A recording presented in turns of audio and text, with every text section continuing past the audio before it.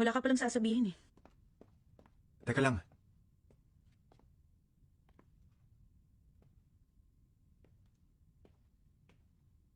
Gusto ko lang sanang...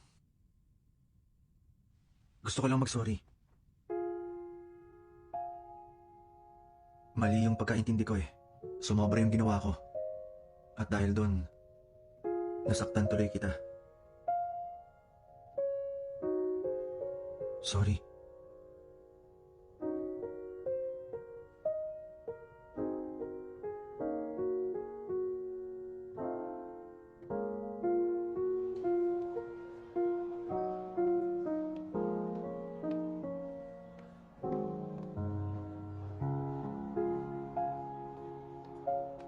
So yun, Oh, gusto mo magmerienda? okay lang. Hindi ka na ba galit sa akin? Hindi na. Tara. Si Kyongo, mabilis mainis yun at may pagka-immature. Pero hindi naman siya salbahe. Sinabihan mo siyang mag-sorry sa akin? Ako rin naman kasi ang may kasalanan eh.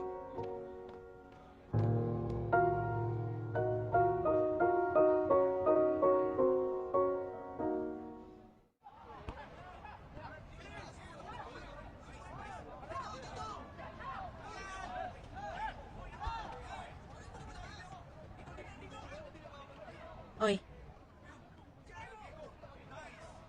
Huh? may gusto ka kay Suni? Ha? Ano, ako? Wala ah. Kalokohan yun. Halata ano? Anong sinasabi mo dyan? Sinabi mo na sa kanya? Ano ka ba? Wala nga akong gusto roon. Ano sasabihin ko sa kanya? Dahil ba kay Gyongo? Ba't nadamay siya sa usapan? Bahala ako.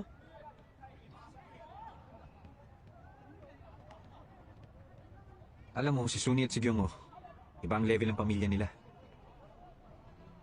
Talaga? Yung papa ni Suni, isang sikat na abogado. Yung papa naman ni Gyungo, isang sikat na painter.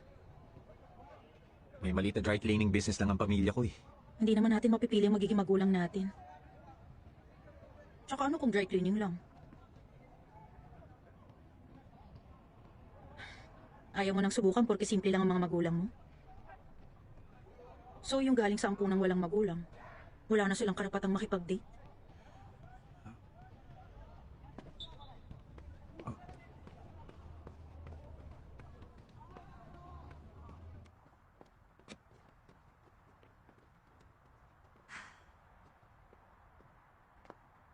Suni,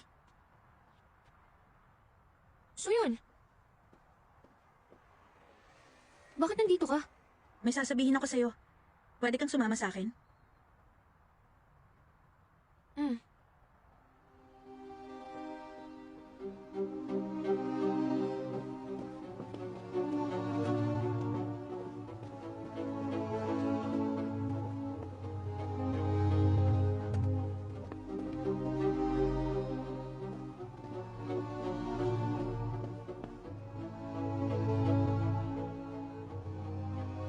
So yun.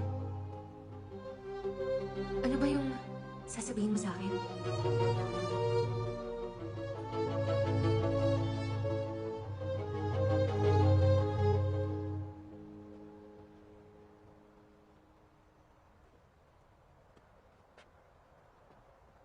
Meron kang isang bagay na kailangang malaman. Ano ba yun? Naaalala mo yung sinabi ko nagka-injury ako?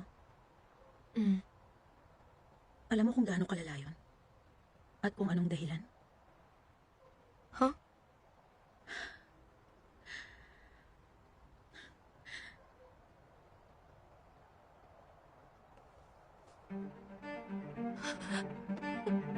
Tingnan mo. Mahal magpagamot ng sunog sa balat. Kaya sino mag-aampun sa batang ganitong itsura? Paano ako nagkaroon ng ganitong peklat? Gusto mong malaman? Gusto mong sabihin ko kung anong ginawa mo sa akin?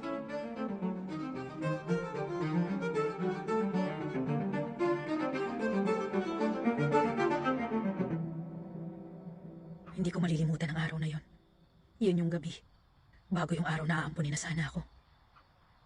Kung pati si Suyan aalis din, siguradong may iwan na naman ako mag-isa.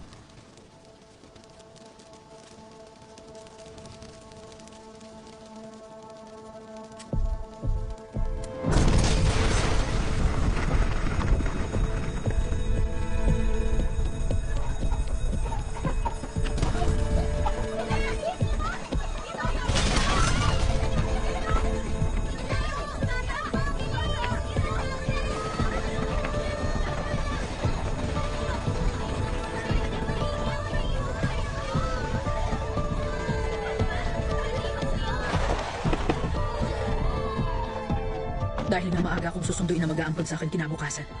Sa ibang kwarto ko pinatulog nung gabing yan. Kaya hindi ako nakalabas agad.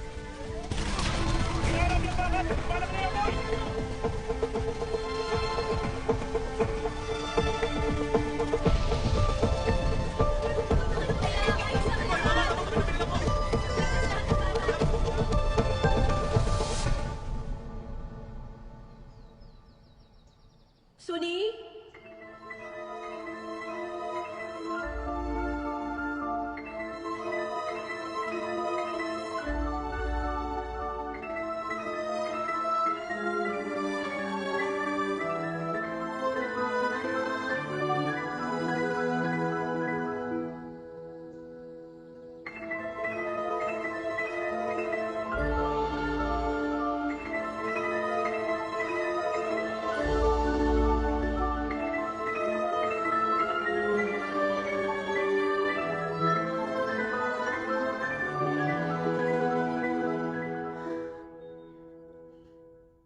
Noong unang panahon sa isang bayan, may isang magandang estatwa ng nakangiting prinsipe. Gawa sa ginto ang buong katawan niya, sapiro ang mga mata niya, at may mga mamahaling bato ang kanyang espada. Nung malapit nang sumapit ang panahon ng taglamig, isang munting ibon ang lumipad sa paanan ng prinsipe at nagpa siyang magpahinga. Habang nagpapahinga ang munting ipon, may patak ng tubig na tumulo ron. Nalaman niyang patak pala yun ng luha ng prinsipe. Hindi mabilang ang mga kalungkutang nakikita ko sa lansangan. May isang batang may karamdaman. Ngunit mahirap sila kaya di maipagamot. Munting ibon, maaari mo bang ibigay sa batang yun ang mamahaling bato sa espada ko? At kagaya ng hiling ng prinsipe, dinala ng ibon sa bata ang mamahaling bato. Matapos yun, hiniling ng prinsipe sa munting ibon na kunin naman ng mga mata niyang gawa sa sapiro at ibigay yun sa mahirap na binata at sa mahirap na batang babae. Nawala ng dalawang mata ang prinsipe. Gayunpaman, puno ng kagalakan niyang sinabi, "Ayos lang. Ang mahalaga, maging masaya sila dahil sa mga yun." Nang marinig niya yun, hindi na umalis ang munting ibon patungong Ehipto at nagpasa siyang magsilbing mga mata ng prinsipe. "Salamat, munting ibon. Maaari mo bang kunin ang ginto sa katawan ko at ibigay yun sa mga taong nangangailangan?" Pagsapit ng panahon ng taglamig, nanigas ang munting ibon dahil sa ginawa at hindi makagalaw. "Prinsipe, masaya akong nagawa kong makapaglingkod at makatulong sa iyo." Matapos yun, inipon niya ang natitira niyang lakas upang halikan ng prinsipe at saka nalagutan ng hininga. Crack! Noong mga sandaling yun, hindi nakayanan ng puso ng prinsipe ang labis na kalungkutan kaya nabasag yun. Isang anghel ang kumuha sa puso ng prinsipe at sa munting ibon. Nang makita yun ng bathala, labis siyang nalugod at tumango-tango siya. Napunta sa paraiso ang prinsipe at ang munting ibon. At doon na sila namuhay ng masaya.